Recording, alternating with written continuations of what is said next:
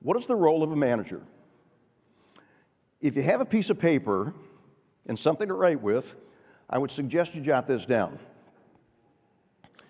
Here is the Google definition of management, if you will. It's a communication process with members of your team in which you set and define policies and procedures so your people are clear on what is expected of them. We define and we track behavior. Behavior, we've talked about that all morning long, critical component. What kind of behavior is expected of your people from an activity standpoint? We provide training and direction. We coach and debrief job performance.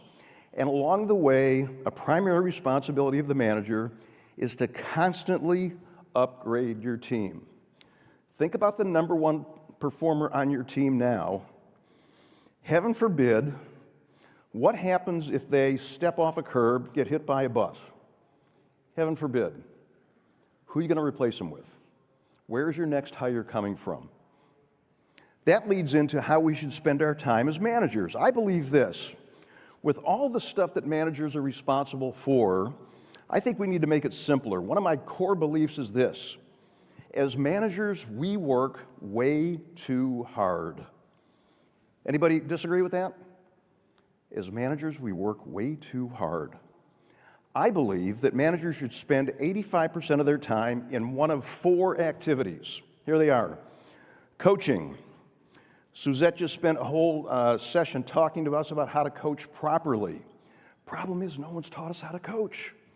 Accountability. We'll get into that in just a second. What are we holding our people accountable to? How do we motivate our people? To what extent do we understand what our people's true motivators are? Here's a question that I like to throw out for discussion. Think about the top 10% of performers that you know, whether they're on your team or people that you've come across. I'm not talking about the universe, I'm talking about the top 10% of sales performers. What do you suppose their top three motivators are? I'll give you a hint. Money is not the top one. In the rank order of motivators for top performers, money ranks third in terms of what motivates them. What do you suppose ranks second? Didn't hear it. Maybe. But top performers, they know what to do. The second motivator for top performers is public recognition.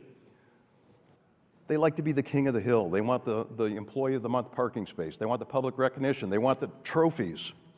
The number one motivator for top performers, saves you a lot of money, private strokes.